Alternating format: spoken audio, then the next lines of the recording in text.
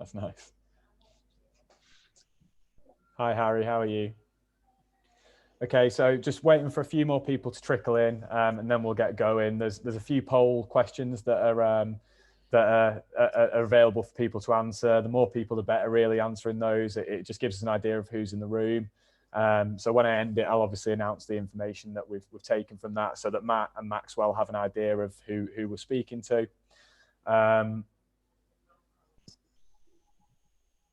Give you. I think there's 35 seconds until 4 minutes the poll's been open for, so we'll go with that as a starting point. 30 more seconds, and then I'll talk you through the poll information, and then we'll go from there, if that's okay.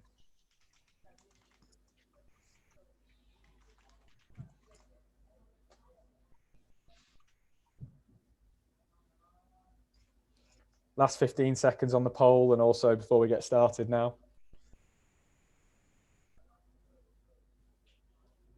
Hey Jordan, how are you doing? Thanks, Graham. Yeah, brilliant. Always pick a small t-shirt is the lesson I learned in life. Cool. So I'm going to end the polls now, and we'll review the data as the starting point. Okay, so the first question is, do you currently have a data strategy in your business? 71% of people say yes, which is good, and it's what I'd expect on a session like this. Number two, what do you consider your single source of truth for data reporting and insights? 59% of people said a data warehouse, which is fantastic, obviously. 15% of people said a CRM. 5% of people chilling with Public Health England on the Excel side of things, and maybe there'll be some interesting things taken away from today. And interestingly, 22% of people say they don't actually have a single source of truth at the moment, which is pretty common. It's obviously something we find quite regularly. 77% of people have data professionals within their business, which is really interesting. That's actually probably higher than I would have expected. So that's a really interesting indicator of the people that are on the call. Only 3% of people say that basically strategy for data. What strategy?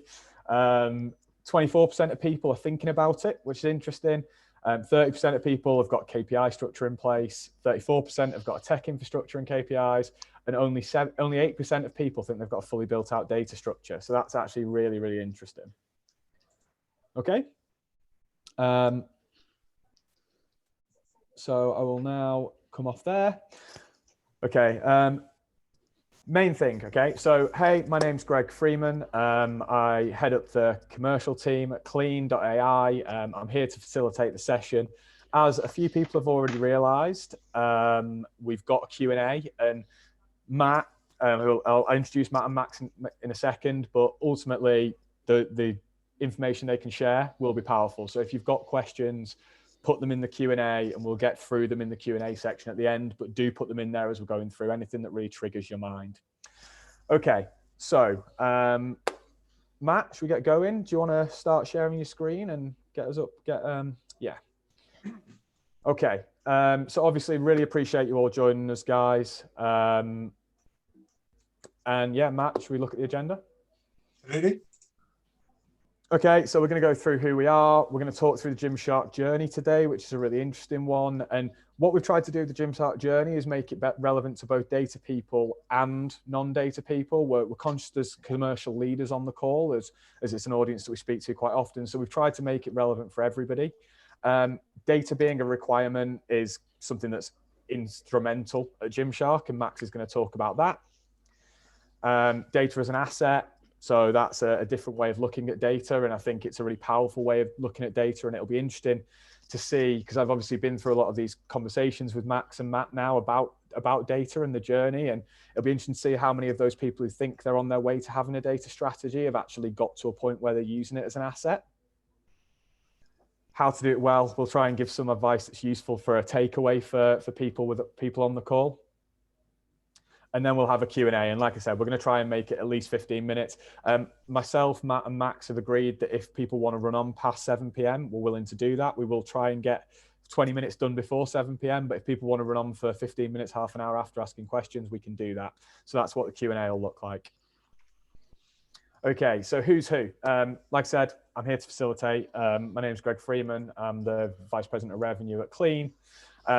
But I'm not the one that's here to talk data and educate you all. So First up, Maxwell Petitjean, Head of Product Insight at Gymshark.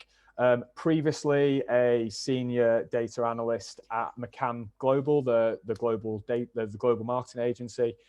Now very senior in the analytics team at Gymshark, and really pioneering the journey into product data for the company. And I think that's been a key part of the journey that Gymshark have gone on. Matt Sawyer, co-founder of kleene.ai, but previously Chief Data Officer at trainline.com, Chief Data Officer at cheapflights.co.uk, which exited to Kayak for about $550 million, and was the first in-post in the BI team at Just Eat and took them all the way through to IPO. So two people that we are really lucky, in my opinion, to get to listen to speak data. And I have the privilege of hearing these guys speak data quite often. But that's ultimately who we're listening to today. And if you've got questions for them, ask away, like I said, in the question and answer section. Cool. Max, over to you. Yeah, so to begin with, I mean, this isn't my journey, to be fair. You know, I haven't been with Gymshark from the beginning, and this has been a very publicized journey, but I thought it's worth touching on again just to see, you know, where we've come from as a business and where we are now. So, you know, I'm just talking about here the great work that a lot of other people did, but then I'm going to get onto some of the more specifics of data. So, general journey, if you haven't heard it before, started in 2011 by a 19-year-old Ben Francis, who still leading the way today out of his parents' garage whilst he was funding university. He was delivering pizzas and doing whatever he could out of that garage. You know, hand sewing the clothes himself. I believe his auntie was the one who taught him how to do it, and just literally every part of the business was all on him. Took Gymshark off the ground, kicked it off, and you know, from there, you know, very, very humble beginnings to what we have got now. You know, these are just public numbers here from companycheck.com, but I just wanted to point out a couple of like the big transitional changes for Gymshark as a company, and just kind of put it next to a little bit of a timeline for you. That was back in 2011, was, you know, the hand sewing days. 2015 was when we had the new CEO come in, who's still the CEO now, Steve, and really that was a big change towards professionalism, right? It's loads and loads of energy, passion, creativity went into the success in those early years, but the commitment to professionalism was what really occurred in 2015. And then there was a commitment to customer service in the kind of later 2015, 2016 time. That was really a big change in the business. And you might say, well, wasn't there always this? Well, there really wasn't. And the reason why this commitment occurred is because of these kinds of incidents. Black Friday 2015 was kind of a turning point for the company as a whole. A major example of changing strategy, of moving away from you know, very humbling for a company who had seen only success to see their website go down for 8 hours and basically go from a company that's got a bunch of people who love them to everyone hating on them because they're not fulfilling orders and not doing what they're there to do. So a big change. So that was part of the growth and part of how the company has grown significantly. But then, you know, really one of the big changes after that point is commitment to data. You know, from 2017 onwards, it's very much been a company decision, and we've had some major internal projects to focus on this to become more data literate, to become more data focused, to become committed to it. Data is such a big part of what happens every day in Gymshark, and we're going to talk a little bit more about that now. So this commitment to data is like, why would you commit to data at this stage? First of all, fundamentally, the risk at this point was way greater. Yeah, you can't deny that. The fact that I would be misleading you guys if I didn't point out that, you know, to this point in the journey of the company, you know, we've been very lucky in the sense that, you know, how great is it that you don't have to take this step and commit to data and worry about failure when you're already worth millions and millions. The company had done fantastic at this point. But they didn't want to let the customers down. We didn't want to take that backward step anymore. And fundamentally, it was a way to make better decisions. And if you can make better decisions, you do make better decisions. There were examples of it working. So rather than a really good example when me and Matt were talking on Monday was around the influencer marketing, right? Obviously, famously kind of kicked off the ground with influencer marketing, one of the first brands to really adopt influencers. And the way we did it originally was send out stock to whoever was hot on Instagram that week, and if they were wearing it, then we'd pump them up and promote them from the brand. But that was all just on a whim. It was just trying everything. It was just trying to be the best. But if you can make better decisions around who are the right influencers, the right marketing channels, the right ways to go, if you can make better decisions, then you do make better decisions. So that was really the big shift there. And if I can just kind of, I don't want to brag too much or anything. Obviously we know we've done well as a company, but from 2017 to 2020 was really where you see that kind of the real growth, often brought up in fast track programs and famous the Sunday Times fast track, but also the International in terms of growth, not just revenue, but profits as well. And then in 2020, earlier this year, we obviously saw our first investor, General Atlantic, American investor firm, who took 21% stake in the business. And this took us to the next level where we are now, unicorn status, valued over $1 billion. Obviously a lot of hard work got to get to this stage, but and it wasn't all committed to data, but certainly you can see where that growth is and that trajectory and how professionalism and customer service and data played a huge role in that. And I don't want to dismiss everything else. I'm not dismissing everything else. If you can, the big caveat here is actually where these two things sit together. Creative and data is, we are in no way saying that creative is not a part of this. If anything, it's as fundamental a part of our business that data is. The reality is that we've got to find the balance between those things, right? You can't only completely hinder the creatives in the business and say you have to go down this path of what the data says. But at the same time, when you can measure things, you got to measure things. You got to see what's working and what's not. You've got to implement data where you can, at least set the building blocks for doing so. And also the other element of this is that we want to be selective. There are points when data isn't what we want to use. So a big example, Black Lives Matter. Let's get into it. We had a really good example this year where we lost a bunch of followers on our social media channels because of our stance on Black Lives Matter. And if you only focused on the data in these situations, then it wouldn't necessarily point you in the exact right direction. So it's very important to note as well that although it's a fundamental building block to where we are and what we're doing, there's an element of morality here, there's an element of credibility. So there's an element of being selective, and creative is still a huge part of what we do. But today I'm not going to talk about the creative, I'm going to talk about the data. So what does our commitment to data look like? And that's kind of what I'm going to get into now. Data has to become a prerequisite, a requirement. It has to become a fundamental part of what you're doing. And there are a few ways in which we do this, or pillars to this. One of them is, oh yeah, there you go. Thanks. Thanks.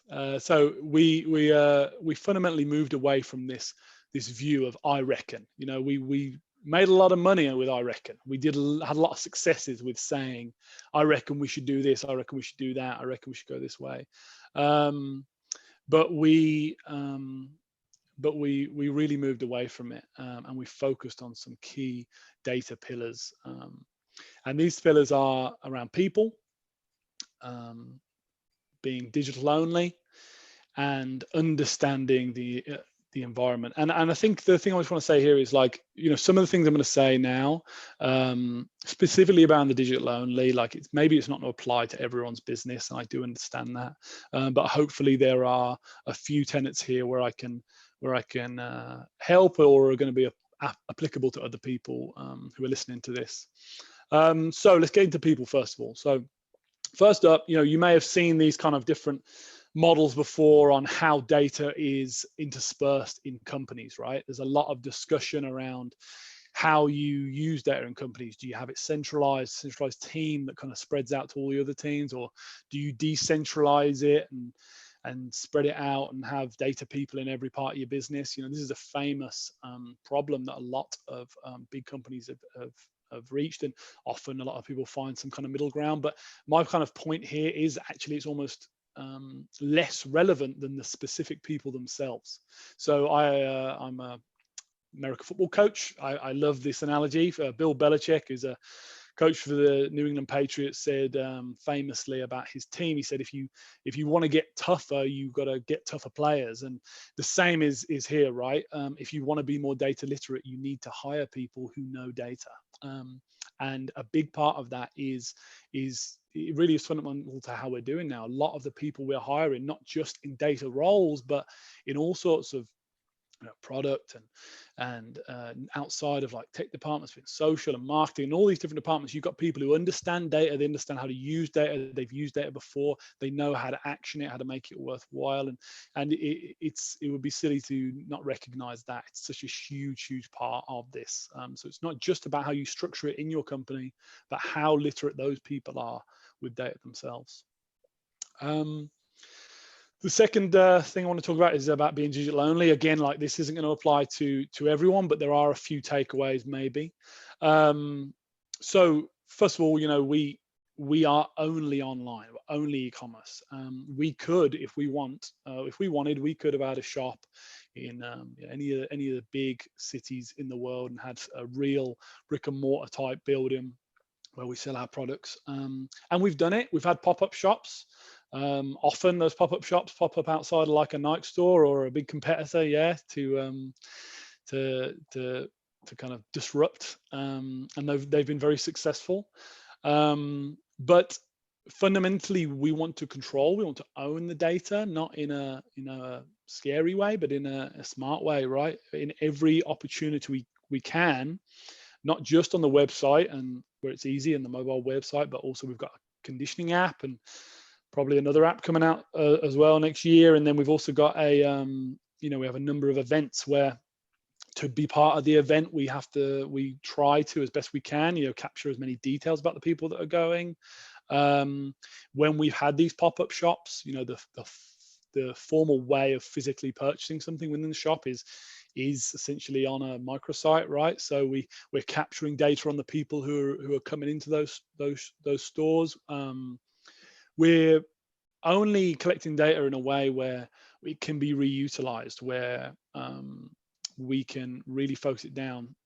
And to the best of our ability, this allows us to control what we know about our users, how we understand them. And to be honest, there's a cyclical element of this as well, because we learn more, but then we can also give that back to the users. So the conditioning app and the events, a lot of what happens at those is actually influenced by data, specifically the app. Like, very, very heavily influenced by the data we get on our users. The events as well. If we learn something from one, if we have data about those users, about what sizes maybe they are, what colors they like, it can physically inform the events that we're actually having.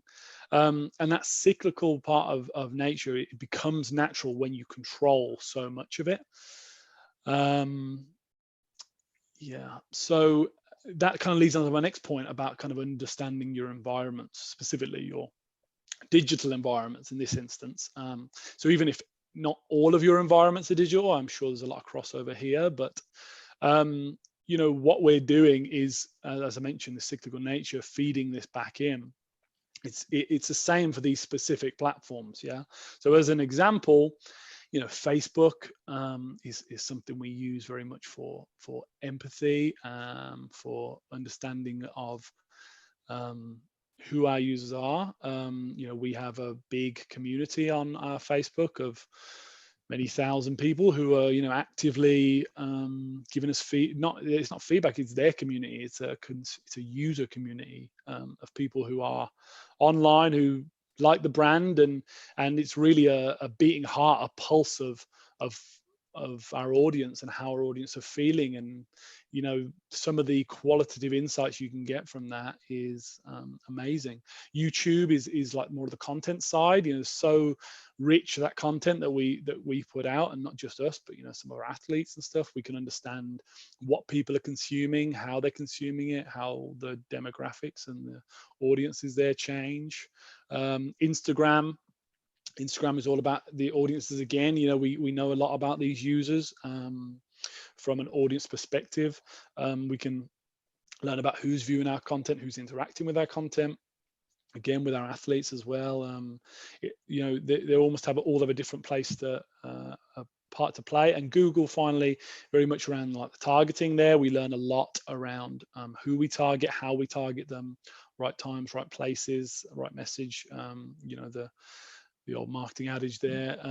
So when we understand these environments and how these environments play a part, they don't necessarily all have to tick every box.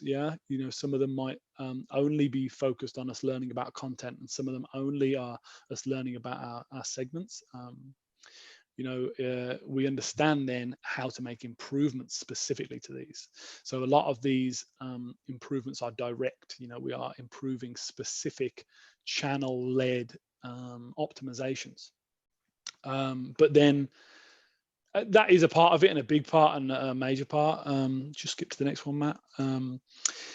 So there's a little breakdown of some of those, but then it's also the more holistic view as well, right? So something we champion as much as we can is then crossing over some of those learnings. It's not just understanding the empathy and the sentiment that we get from that Facebook community. It's then using that to inform what we're doing on some of these other platforms, and how we're talking to our audience, and how our audience can see us when they reach the website, when they reach the app, maybe at an event. So there's a big way of crossover there. Content, same thing.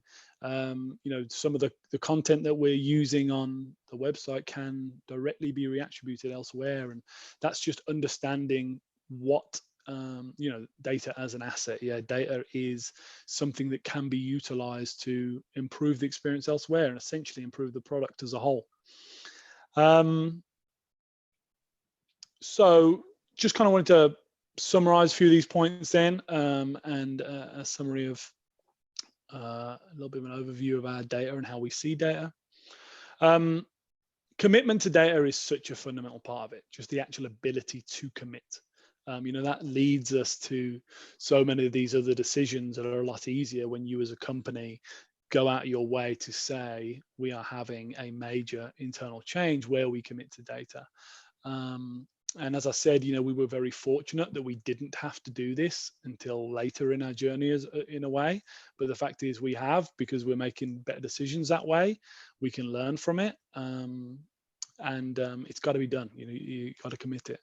I just wanted to point in there as well, you don't want to ignore the creativity and morality. There's such big parts of this. They've still got a role to play.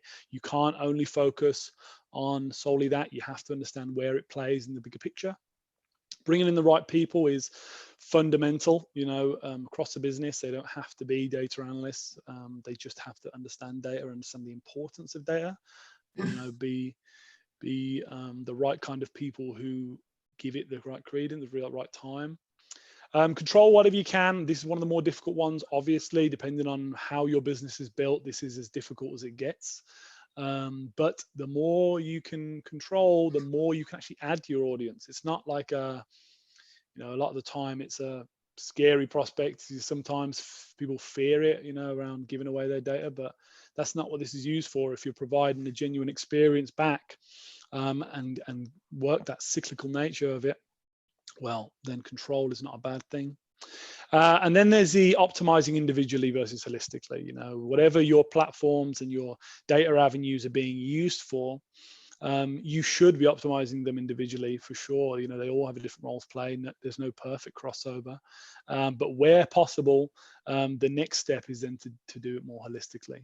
You know, crossover the goal of one channel, take those learnings and use them specifically in another. And the growth you'll see there is well, it's served us well. Cool. Thank you, Max.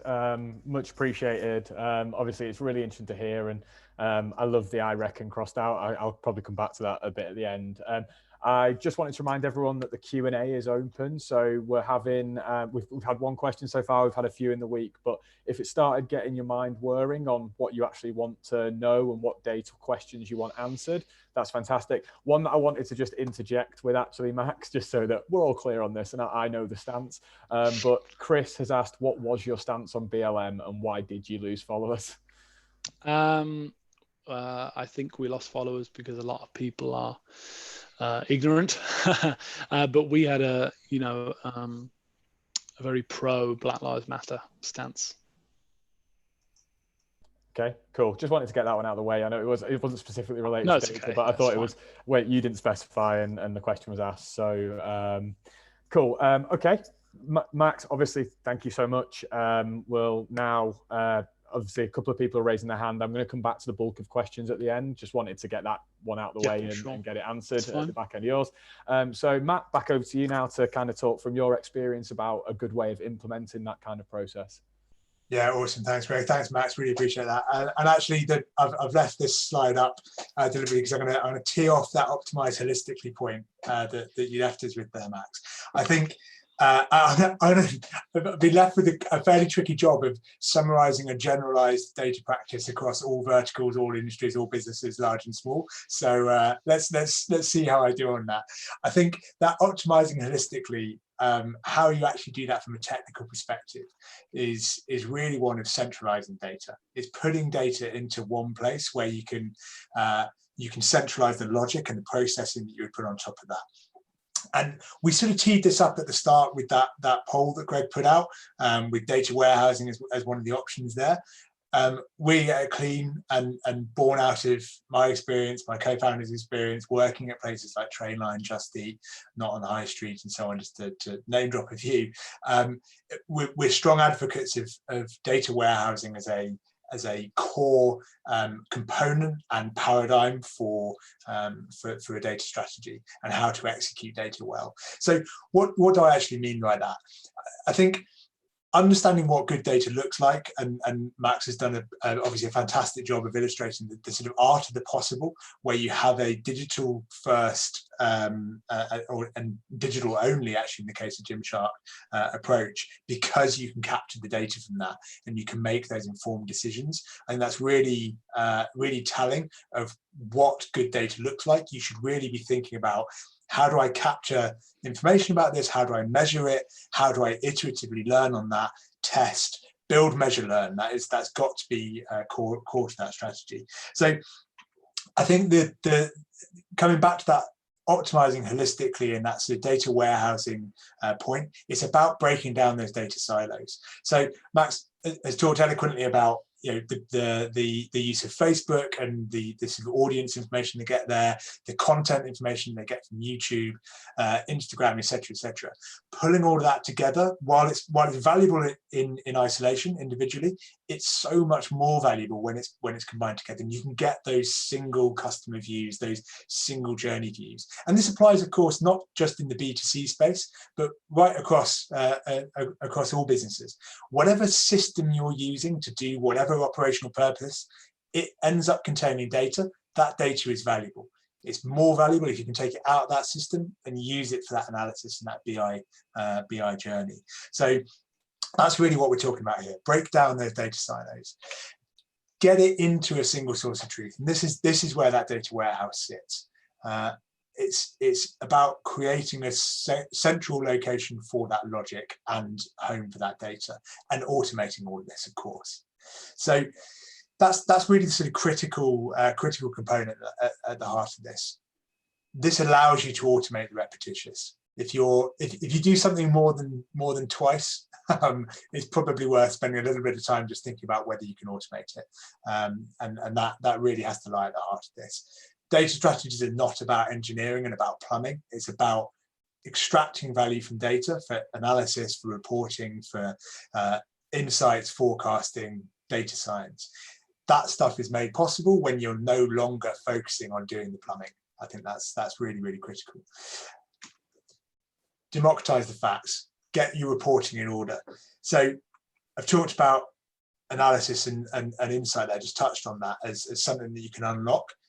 I've never been anywhere where a BI team, central BI team or dispersed BI team are empowered and enabled to really start getting into analysis before they've sorted reporting to a point where they're not constantly on the back foot, constantly being reactive to those inbound requests of something happened last night, I need a report of X versus Y, can you get it for me? Okay, now I need to slice it in a different way. Being in that reactive place is absolute anathema to good insight delivery and analysis. So democratizing that data out into those functions and giving the decision makers access to the data they need to make those decisions with good reports that are timely and automated, that is absolutely critical. And it unlocks all the rest of it. That means that you can focus that specialist knowledge and skill set in your data team, whether it's centralized or distributed. Focus that effort not on reporting what has happened, but instead on focusing on why has it happened, what are we going to do about it, does it even matter? Let's start using that data to really guide those decisions and guide the business forward ultimately from a scientific standpoint. So super quick 5-minute whistle stop tour of how to do it well. It is break down those silos, centralize that data, centralize that logic, automate the repetitious, get the reporting automated and done.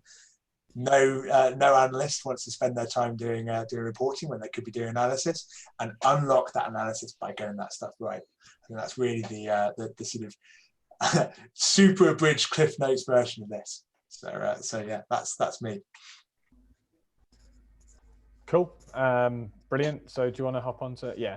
So I just wanted to, I'm conscious that we always have quite a mixed audience on these webinars, and some of them can be quite data-y focused in terms of like technical data management. So I always like to wrap them up with a bit of like a commercial approach and like my commercial learnings from the conversations with Matt and the people that we have, in this case, Max.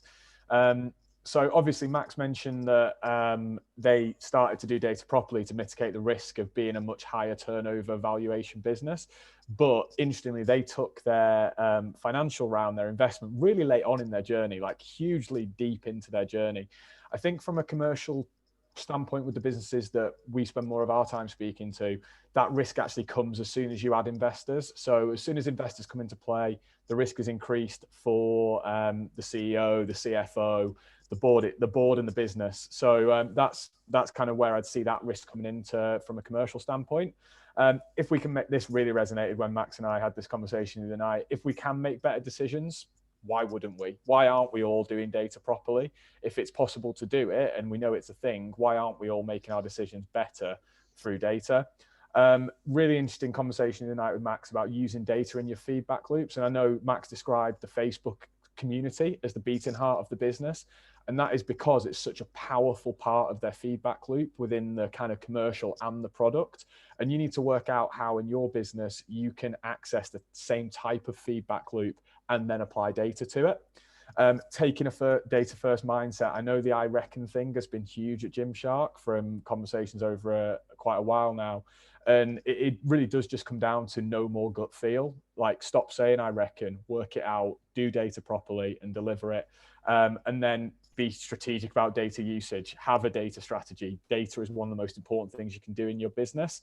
So let's make sure there's a strategy behind it, a professional strategy behind it. So now what I wanted to do, I wanted to just refresh that first poll and kind of release released the second poll, which is the final question again. So how would you now rate your current data strategy now that you've heard data strategy done well, or a business that's doing data strategy done well? So I'll give you 60 seconds to re-answer the question, and just to give yourself, see whether the mindset of people has changed now that they've had a chance to hear a data strategy done being in a kind of like outstanding way.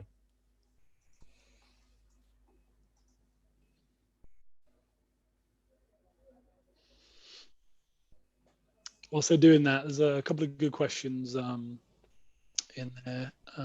Yeah, there's loads of good questions. Yeah, I'll try and, where possible, try and combine them. Yeah, mate, Max, I can manage all that. Don't worry. You think about answering them. I'll I'll combine them and ask them all that kind of stuff. Don't worry. I don't want you having to do both. So yeah, don't worry about that. I'll sort that for you. No problem. Okay, so we'll end it there. 45 seconds. More people now think they've got a fully built out data strategy, which is good. That's excellent. That's interesting to see that a lot of people might have aligned to it, which is the interesting thing. The dominant one has now become the middle block, and we're thinking about it seems to be the main answer there. So what I wanted to do now is kind of bring you guys in. So Matt, do you want to move the slide along? Yep. So this is just something we didn't realize we were going to get so many people onto the call, but when we did, we thought we may as well try and offer some value back. So there's a free, it's not really a half-day strategy session as such, but if you want to chat with Matt about data, then send me an email and I can sort that out for you. We can get that booked in and really talk about your KPIs and your infrastructure. But in terms of questions, the first one I'm going to go to is Catherine Hancock, who I believe is from Mouse. I think an early-ish stage startup. This is an interesting one for a lot of the people who work in business to consumer brands, I think. Max and Matt, you might have some ideas on this from past work as well. What would you say the best improvement to your customer experience has been since you started focusing on data? I think, well, I mean, as a whole, obviously customer service as a general was kind of a focus a little bit before that. So in a way, like the value of some of the stuff we were doing from a customer service perspective, you know, in terms of live chat and getting a lot more staff from a customer service perspective was big, and some of the data we learned from that in general. But a big part of it in terms of data specifically informing that is around some of our products specifically. So, you know, we are in a position where, whether we like it or not, our audience is quite explicit about how they, you know, like or dislike some of our products. And also, you know, as well as some of the qual data we get, there's significant quant data for how well something is performed compared to others, and we can break that down to quite specific product elements, you know, improvement, colors, sizes, styles. Some of the reviewing qual feedback in line with changes off the back of quant data, you know, literal scores of performance from customer happiness off the back of changes we've made. That's been a huge one, right? Around the improvements of the products. You know, we do kind of pride ourselves in having a quality product, and a lot of the changes are specifically data-led, and then the qualitative feedback we get from that has been fantastic. Okay, brilliant. Matt, anything to throw in there, or? Yeah, I mean, I'd say from a sort of customer experience and approach point of view, if I think back to Just Eat, when I first joined Just Eat, the website was very Web 1.0. Let's say that. That's probably the fairest way of describing it. It was an absolutely horrendous experience for trying to order some food, and probably extra frustrating if you're starving hungry, which is obviously the target audience. The improvements to that website, the build out of the app ecosystem for Just Eat, that was all very, very data driven. We had a pretty strict sort of A/B testing, iterative development of that product, and that was constantly informed by data. Things did not get released unless they were statistically significantly improving customer experience and therefore conversion rate. And that's what's led to the product that you see now if you do ever order a takeaway. Cool. I'm going to ask this one next. It's from Anonymous, so I can't say who's asked it. But I know this links back to something, Max, that you're really passionate about. Okay. How do you set KPIs for your data team? So this probably lets you segue into that conversation we had on Monday night about trusting data, making data work, and what should the data team be delivering, I guess. Yeah, I mean, we've gone through many iterations of KPIs, but only because, more of from a positive perspective, not because it's not like things weren't working, but just to keep growing, bigger teams, stuff like that. One of the more successful ones we've had is an OKR framework, objective key results, I think it stands for, where you basically have a top-down KPI approach. And if you do it properly, you can have very specific but broad top-line business goals, like revenue improvements, or if it's a website, conversion rate improvements, and then tangibly break those into the different teams and individuals in their teams as to which part of that they kind of play a role in. It has to start top down, I believe, because you have to have an overall view of what you're trying to achieve as a business, as a team as a whole. But ours also stems a little bit more around our why, like why we exist, what our individual team goals are. So let's say our individual team goal is to empower stakeholders. Well, then the specific KPIs for the individuals is related to that. It could be as simple as give a number of actionable insights to a stakeholder in a quarter, like something tangible like that, or it could be around that's like working with other people in the business, the KPIs related to that, but then it could also be testing improvements that makes a certain amount of money or improves an actual metric a certain way. So it can be both tangible but also kind of relationship led. Cool. I think this is a really interesting question. So this is from Nick Gray. It came in the week from the fantastic GTech. I'm interested to understand if Gymshark uses data to develop the creative approach. And if so, how have you quantified it? That is to say, if they put out the same product offer using different pictures or text, and how they quantified the results. So A/B testing around kind of marketing creative, I guess.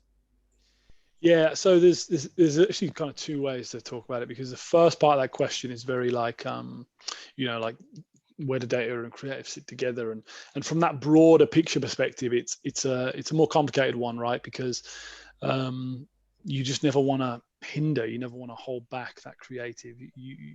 But in broad strokes, I think it comes down to categorization and strategy, in the sense that the more ways you break up the creative, the more ways you can categorize creative and make it, think about it a little bit more than just here's a creative here, here's a creative there, and by categorization, I'm talking the sentiment of the image, the lighting of the image, the number of people, the number of images, the type of images. Like, the more ways you can break that up, essentially the more data points there are to learn from it, right? So then you can use those pieces of information to potentially learn, and maybe you find out that one of the categorizations you've made is ineffectual, right? You broke it down a certain way that always skews results and never leads to growth. Well, then throw that away. It's fine. It's like anything, you don't need to use it. But you can use ones that do. You can stumble across ones that do work for you. And it can also vary by campaign or whatever as well. But it's just a better understanding of what you're putting out, right? It's not as simple as what's better, A or B. It's like, what's better, this type or this type, and on this platform or this platform, because there also is nuances there as well, right? Depending on what the goal is for a user at a specific time I'm going to say it sounds like a marketing journey in this instance. What they want to achieve, what a new user wants to achieve on a desktop on a website may be more of a aspirational feel than, you know, the copy in a PPC ad specifically for a returning user. You know, those are different things. But categorization, big part of it for sure. And then off the back of categorization, it's strategy to actually use those categories in multiple forms. We do it a lot. It's worked well. Yeah. Okay. I'm actually gonna pick your fire the questions out now. So I'll fire one at Matt. I think it's his remit. Raphael says, great presentation to both of you, not just Matt. To both of you, how do we move from thinking about it to actually actioning it? What's the very first step? And I really mean the very first step. Today's Thursday in Barcelona. Monday, I'm going to walk into the office and say, people, we're going to be more data driven. Now what? I love it. Yeah, great question. I'm a really strong advocate of prove by doing and get to value as fast as you possibly can. And as fast as you possibly can is not necessarily doing it properly in a scalable manner. In fact, Greg would be the first person to tell me that you have to do the unscalable to scale. And it's a really useful mantra in startup land in general. I think it applies here as well, right? So grabbing an Excel spreadsheet, grabbing a free off-the-shelf BI tool and hacking something together to demonstrate the value of data will win you a lot of favors and headroom to start doing things more properly. So the quicker you can get from you know, a bunch of data dotted around the business not being used for anything to actually showing that there is there's gold out there, gold in them there hills, as they say, and actually putting that stuff together and delivering an insight, delivering a report that makes people go, oh, I didn't know that, or whatever that may be. That I think is the very first step. I think aligning data to the direction of the company at the very highest level is also really, really critical. And this is something I talk about at length in the strategy sessions that we run, which is all about what's the goal for the business. And yeah, let's just take a hypothetical. You're a small VC-backed scale up. Your goal is probably going to be something around revenue. You're going to not worry too much about cost. You're going to be all about revenue growth. That becomes your North Star metric. And you have to have the data to measure that. You have to have the data to measure the metrics that feed into that. What are the different levers that you can start to pull on that will allow you to move the needle on that, whatever that North Star metric is? Actually having the data surface to measure those in a rapid and as automated as possible fashion is really critical. So I think prove by doing, and then start to get buy-in from the senior people in the business that actually a bit of investment in this as an asset is going to make their lives easier, going to make those conversations with investors easier, going to make the visibility to what's happening and the effect of what is happening in the business that much easier. Cool. Max, I'm going to throw this one at you. So it's from Harry Fleet. I'm working in an e-commerce startup, business to consumer, which is only a month into sales. We're lean in teaming and budgets, and our products are new to market innovations. I'm sure a lot of people on this call are in this spot. Whilst we have pilot market test data and ambitions are high for data infrastructure and strategy, we're still building capabilities and data sources. Max, if you could choose one area to put the team focus in the very early days of a business, where would it be? What do you think is the most valuable type of data analysis? Great question. I mean, I suppose the simplest answer would be like the thing that you can get actionable KPIs on the quickest, you know, something where you can actually start moving the needle on it. But that isn't always relative. Like that is generally would be my answer.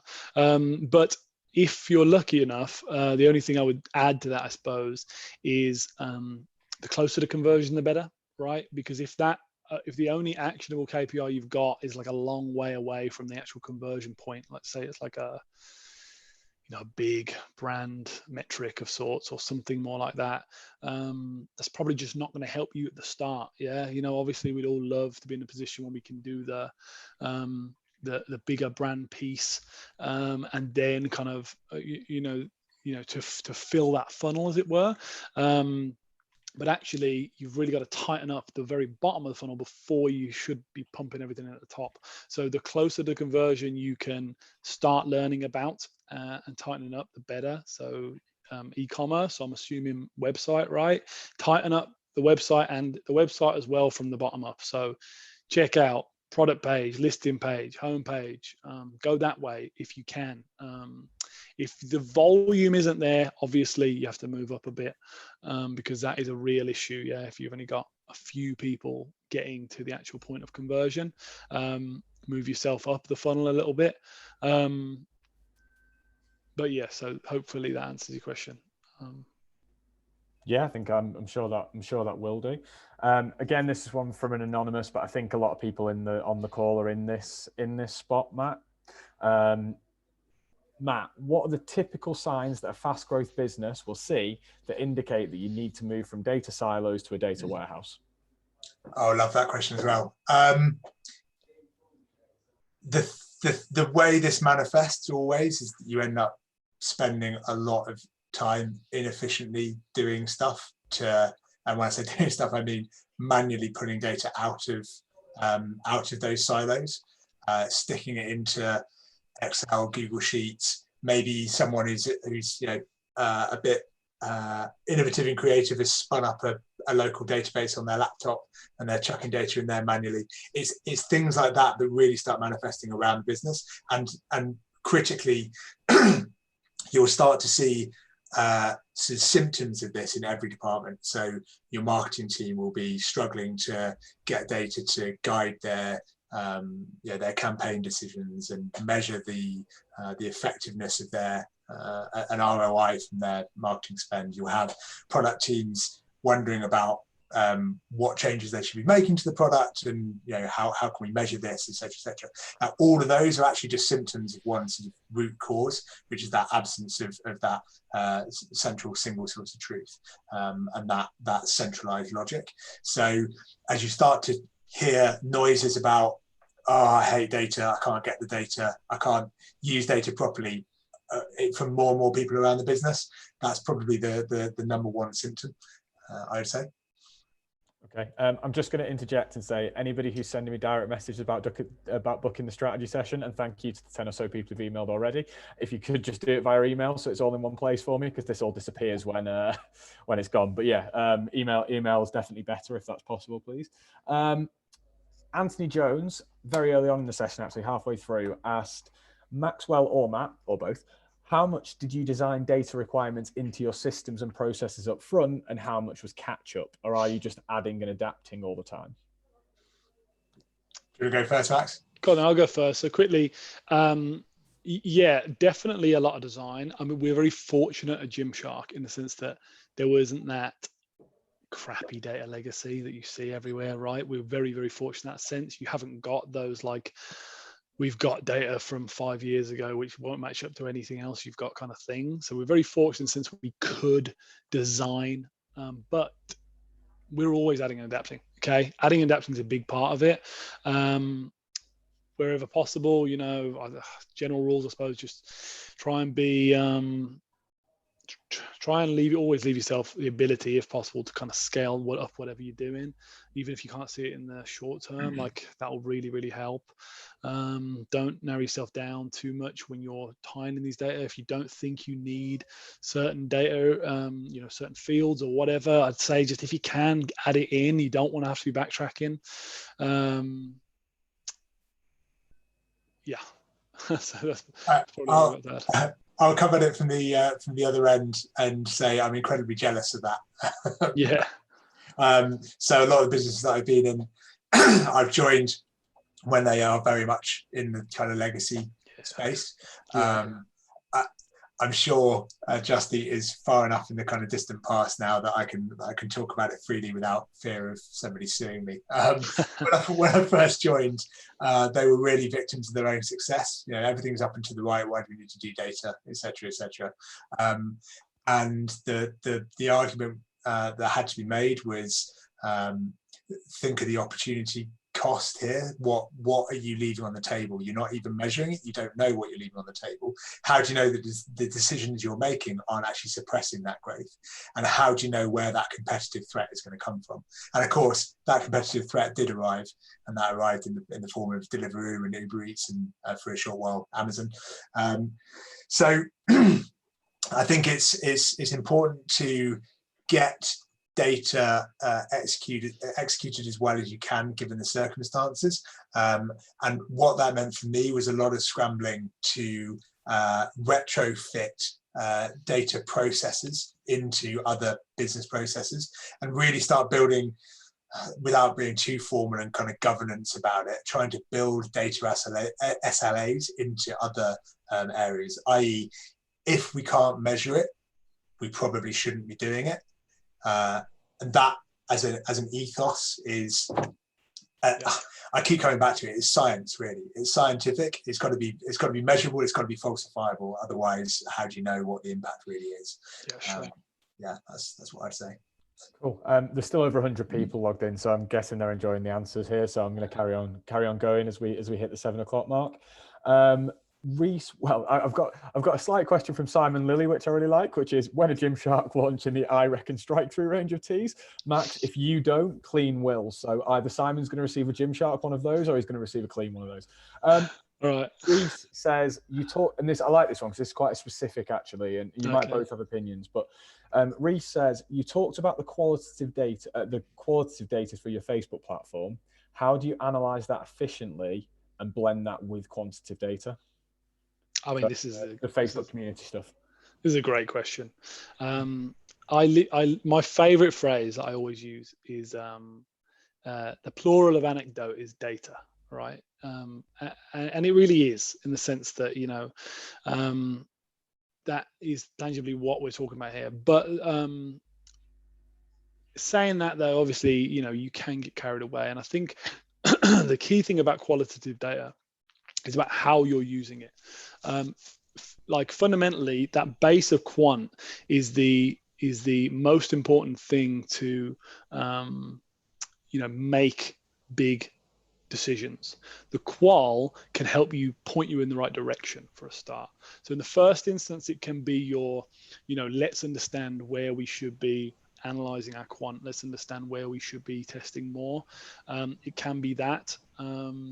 It also can help you maybe understand some of your quant data. Like, we'll often get quant data that maybe doesn't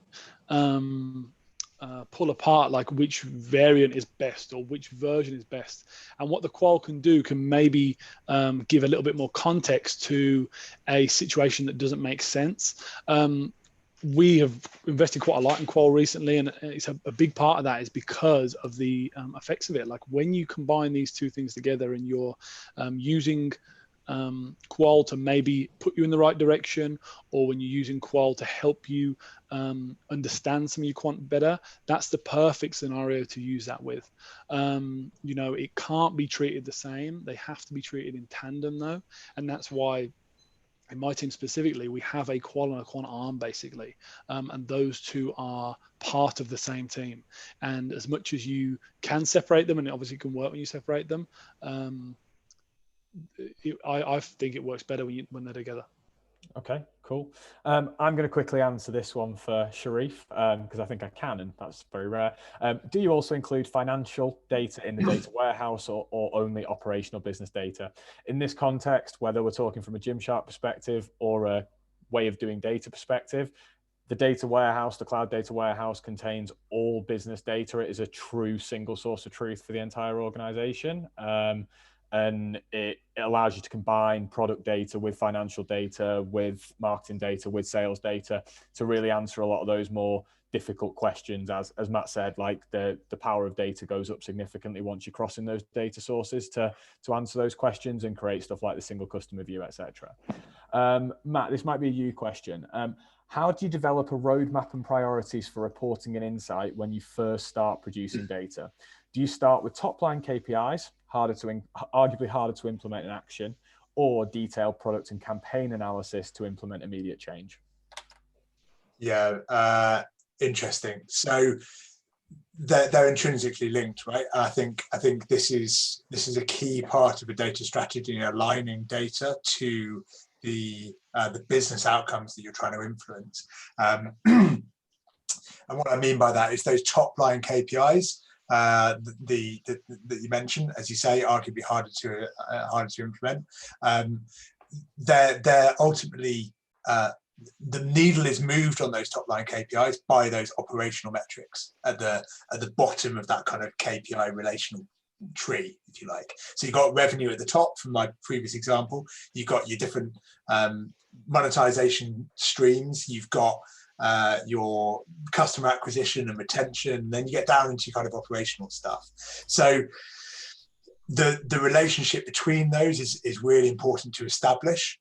Ownership around those metrics is really important to establish. So, down in those marketing operational metrics, for example, you need to make sure that people feel that the people who are responsible for them feel that ownership, and the visibility of how that relates to those top level company goals. So I think, honestly, you've kind of got to do it all at the same time, really, because otherwise those operational metrics are sort of orphaned from the reality of the direction the business is going. So it's really critical to establish that relationship between the two, and understand the impact on the business from what you're doing in an operational, directly operational point of view. So yeah, I think doing both is critical. I like this one because it's either coming from Jay or Ollie at Huel. So thanks, Max. We're big fans of Gymshark at Huel. I feel like you as brands are kind of like brothers in arms, which is quite nice. It's great to hear the commitment to data within the company. What does this now look like? And this actually crosses a couple of questions we've had. What does this now look like in terms of the number of data professionals you have across Gymshark? And if you want to kind of like ballpark each department and the it's place lots. it's broken down, it's a lot. It's lots. The main data team has got probably, I don't know, maybe somewhere between 30 and 50 people in it. And then there are a couple of sub data teams of maybe about 2 or 3 of those. But then again, the key thing is that like a lot of the non-data roles are data literate. But that's a ballpark, but we're growing quite quick right now, American office and stuff. So that'll probably change a lot in the next year or so. I know full well that Jay and or Ollie are sitting there thinking they are absolutely killing it if you like for what they're managing to achieve. This is one that's kind of come up actually, like a few different questions. I'm trying to squish them together now. But what is the main challenge when you're taking the idea of doing data properly to the business? Is it skill set? Is it exec sponsorship? And how can you encourage buy-in from across the organization? Seems to be a key question that people want answering. It's a really good question. We were obviously fortunate that the exec sponsorship was there, right? It was a wider decision to commit to that. But there are a number of smaller instances where smaller stakeholders have had to be convinced in this world that I've been in. And I think the key thing there is like small improvements, small examples. Like if you can knock out 4, 5, 6 examples of why proving value, proving value. And there have been a lot of questions, I'm sure, about proving value. Then that's the key thing. If you can prove something's valuable, if you can prove that you're making a better decision, then that's all there is to it. Now, the big problem is, I'm sure a lot of you are going to face this because I've been there before, agency world, was finding time to prove the value when you've got the day job and it doesn't fit in, right? Sometimes those couple of extra hours outside of your day to put in that little bit of extra analysis to prove that value will save you many hours down the line. So that's what I'd say about that probably. Okay, cool.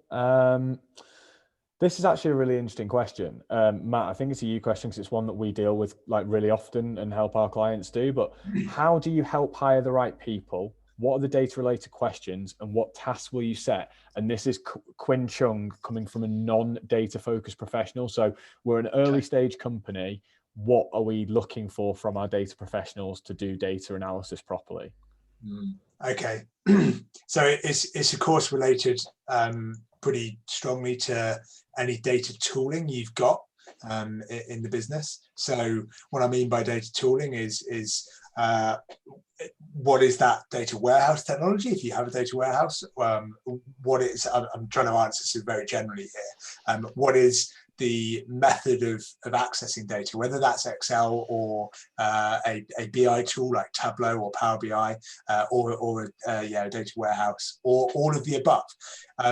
So really, I'd break it down into two camps. There's technical skills, which obviously have to align with that tooling, and really broadly, I'd say technical skills to be a good analyst. I think you need to be able to write SQL, or at least understand relational data models, how you would actually sort of visualize and picture data. Then actually the data visualization as well, how you present data in a compelling way and tell a narrative with data. And then, so that's the sort of technical skill set bit, which I think you can test for with SQL tests, with Tableau or Power BI tests. You know, complete a task, and it's very kind of binary. They can either do it or they can't. The other piece of this is the sort of the aptitude and the analytical capability. How do you think about a given problem? And we would often test for this by asking quite an open-ended question in terms of whatever the business is that you're hiring into. Tell me about my own business. Tell me about what are the things that we should be commercially and analytically aware of as a business. Where are our opportunities? Where are our risks? And just get them to talk on that, and then really sort of drill where that conversation takes you. I think you really uncover the way that people think about problems and spaces by asking that kind of open-ended question. So a combination of those things, questioning for that analytical capability and testing those technical skills. Cool. I like this one because I put a post up in the week about how we live in this world where we are obsessed with influencer marketing, but this just did not exist until Gymshark. That is the early stage of Gymshark's creative was influencer marketing, and it's an unbelievable thing that they've created for the world. So Demetrius asks, currently on a journey to prove that influencer marketing works and should be used to build your brand. Gymshark, how do you judge the success of an influencer marketing campaign? Do you judge it on the cost of acquisition and compare it to the performance of a user acquisition campaign on Facebook or Google? Do you judge it on influencer engagement rate or something else? How would you go about convincing a data-driven senior stakeholder that influencer marketing works? Okay, it's a really good question. Obviously, this is going to get asked. I can't get into everything, but I can get into probably what you want to hear. And the key thing here is there are multiple layers of it when you get more advanced, in the sense of when you get more advanced, you can, and your audience, essentially, our audience is a different audience when relating to influencer marketing. Depending on how close how committed the specific influencer audience is to that influencer, then you can move much further down the conversion funnel. In general, it shouldn't be viewed that way. In general, it should be viewed much higher up the funnel. It's a brand piece, right? It's a way to get yourself out there. So the actual method of monitoring a brand piece, well, that's a whole other question, right? Maybe it's engagement, maybe it's more around, some kind of attribution modeling. How you measure brand marketing is a different thing altogether, and a much bigger question. But that is the fundamental way of viewing it. But if you do have a really good understanding of your influencer, of their audience, then the tighter, a million, let me put it this way, 1 million Instagram followers doesn't mean you're going to get as many sales as someone who's got 50,000 Instagram followers. Because if that audience is committed and they will buy everything that person puts out there, very, very different. So that has to be judged on a more engagement conversion basis. Obviously you've got to put all the right things in place in terms of how you influence with them, you know, the links on the right channels, the UTM tracking and all that. Like, obviously that sounds basic, and it is basic, but it's real. Yeah, you can track that. But then also if you want to control it better and want to use multiple influencers, you can temporally spread it, right? It's not something we do because we've got loads of them, but you know, you can do one a month or something like that. I know a lot of people who do that.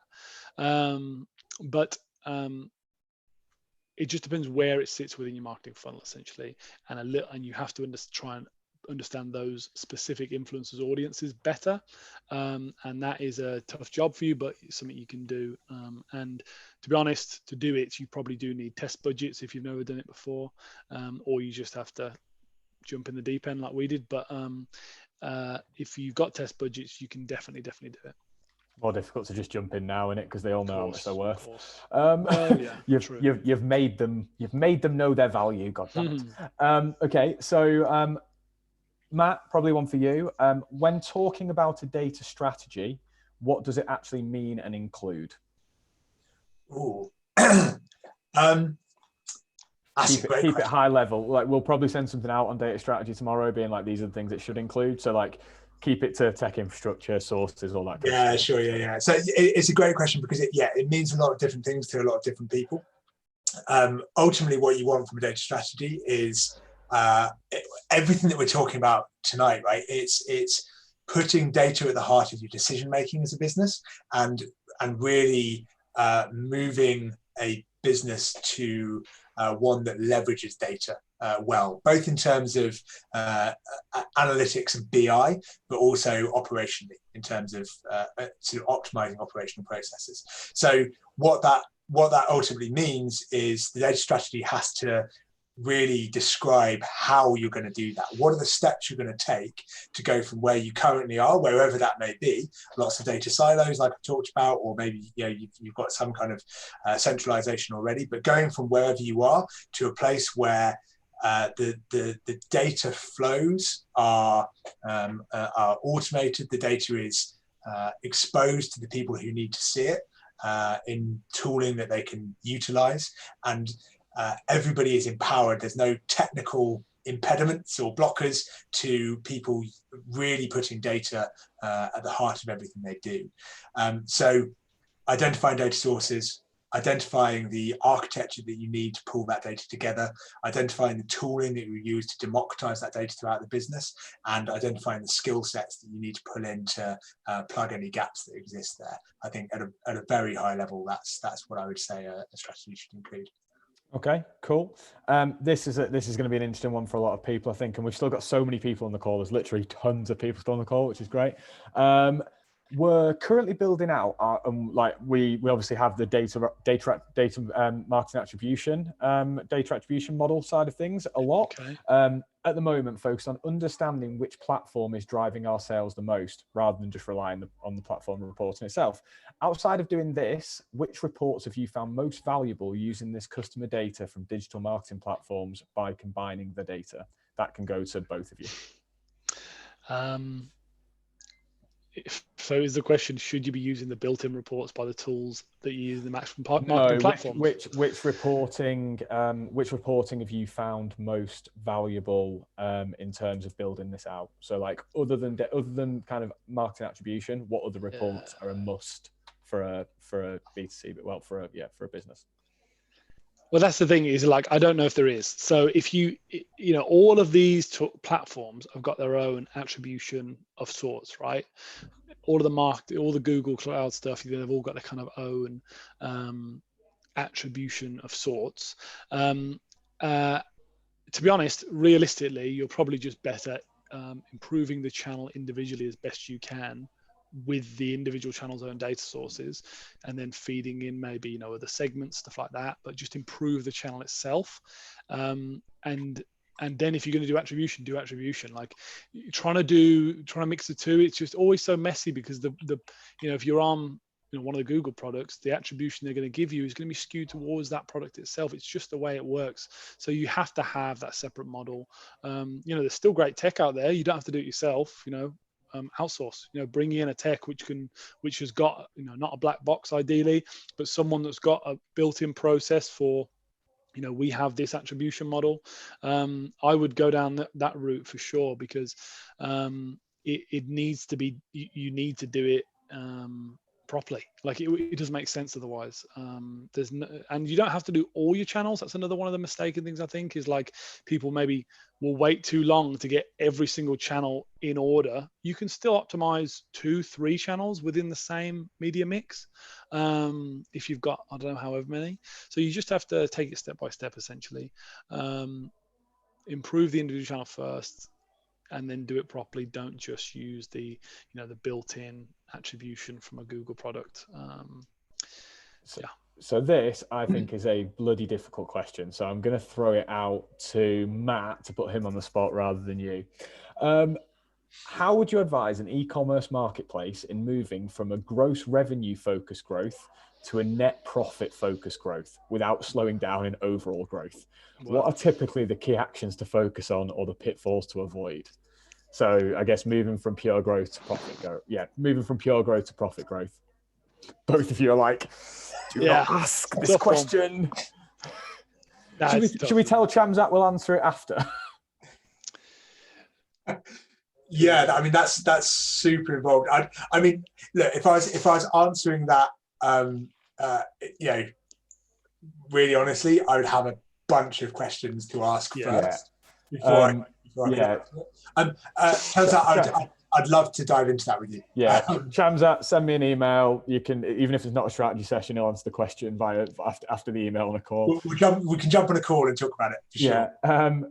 How do you persuade non-technical data users to upskill on Tableau, SQL, etc.? SQL, maybe a push. I'll be interested to hear both of your views on whether non-technical users should be using SQL now. This actually comes, I'm going to combine 2 questions. Okay. How do we get, do we test people coming into the business as non-data people on their data knowledge and their data skills? And if we haven't, or we have, how do we persuade them or influence them or train them to be more Tableau, SQL, Power BI effective when they're in non-data roles? Shall I go first? Go on. Right, so first off, look at a company like Facebook, right? They are data through and through. Everything they do is data.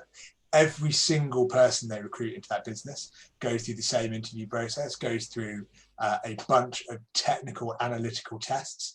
And actually this comes back to the question I answered previously about how you test for these skills. So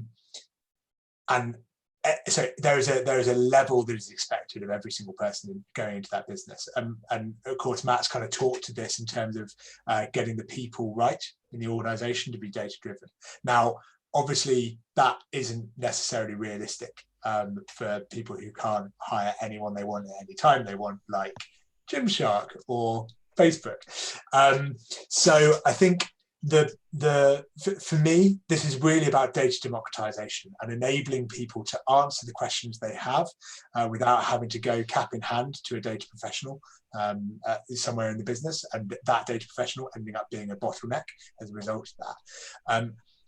The tooling out there in the BI space, Tableau, Looker, Power BI, etc., they all have they provision licensing and tooling to enable non-technical users to interrogate the data in a controlled walled garden kind of manner. And so much of that, the success of that, comes down to how you build that platform out. So how you build those reports that they then operate on top of. But they do need to understand their way around a Tableau dashboard, for example. They need to know, where the buttons are, what the possibilities are that they can actually explore within that framework. So I would be hugely encouraging of people getting familiar and comfortable with those BI tools in sort of a manner to interact with data. I think going all the way to SQL, I wouldn't really want my operational professionals messing around writing SQL queries against data rather than doing their day job. That I would say is where I draw the line. So it's about putting data in their hands in a controlled fashion that empowers them without giving them completely sort of free reign across everything. That would be my rambling view on that. Okay, I'm going to fill in. Chloe's just asked where a Kleene t-shirt is, and true story, Chloe, our supplier has COVID, so we're waiting for him to not have COVID anymore. So that'll land with you as soon as he's not got COVID anymore. We'll take it in via us and we'll disinfect it first. Yeah, we'll make sure it's clean before it gets there. Okay, so this is an interesting question from Chris, and it might have to be the last one. I don't know. I'm feeling knackered, so you two must be absolutely dying.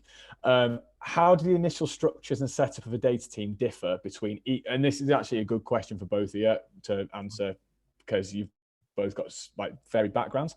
How do the initial structures and setup of a data team differ between e-commerce, which obviously both of you have worked in, to hypothetically a SaaS platform or some kind of prof-serve IT managed services business? That's a good question.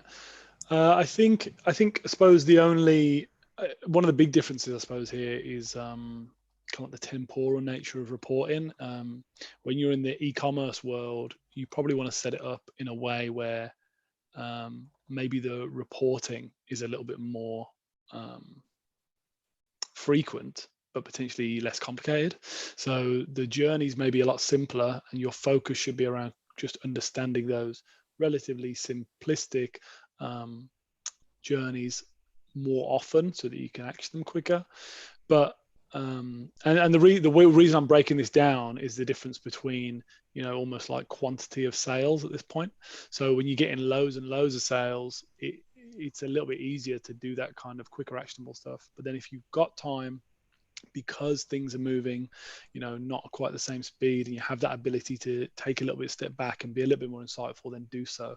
You know, you don't have to have live reports on something that's not where you're selling like a couple a month or a handful a month. It's a very, very different space. Then it's much more about quality over quantity. And then going back to that question earlier about kind of like the tying together the qual and quant data, well, if you've got more time, have more qual data, you know, have a constant feed of feedback when you are short of quant data. So it's probably a little bit around, you know, the structuring of the team there. You know, maybe you want more people who focus on reporting in e-commerce. Maybe you want a few more kind of UX people in the other environment. But that's just my thoughts anyway. Yeah, I'd really echo that, and actually this is really kind of pertinent. Obviously, I have a predominantly e-commerce background. Now I'm the co-founder of a software as a service business, and the analysis, it is different, and really that difference, exactly as Max has said, is one of data quantity. You know, we're selling fewer software licenses than Gymshark sell t-shirts. I say sadly, I don't think my tech team would thank me actually if we sold as many software licenses as t-shirts. So yeah, that data volume thing really does influence the type of analysis you can do, exactly as Max has intimated there. It influences the platforms that you use and have to use for this stuff as well. And there's a real difference between the timeliness of the data. Again, just to echo what Max is saying, you know, where you're in an e-commerce business like Gymshark and you're running a Black Friday sale, the real-time operational data on that is absolutely critical to get right. When you're running a SaaS platform like Kleene, rarely are we, I mean, apart from now where we're having to process the data of these questions coming out as thick and fast, this is about as real-time as we ever need our data to be. So I would say that's the critical difference, just to echo that sentiment. I'm just going to throw one quick cheeky question out there that's come in, and I'm just going to answer it myself. How do you create a single source of truth and automate repetitious? May I direct you to kleene.ai? Right, okay. Really good to have so many people on the session. So grateful to Matt and particularly Max for taking an hour and a half out of his night and all the prep we've done for this. If you are interested in taking data more seriously now and you want to start planning your data strategy and your data program, again, drop me an email. Those slots, there's still a few left, a handful from what I can see coming in on my phone. So yeah, send that across. And we are running our next webinar at the end of November. It's going to be another, hopefully, unicorn type brand with B2B and B2C. So wait until that lands in your inbox, and we hope to see you all there. Thank you so much for joining us, and yeah, have a lovely evening. Thanks, everybody. Thanks for all the questions.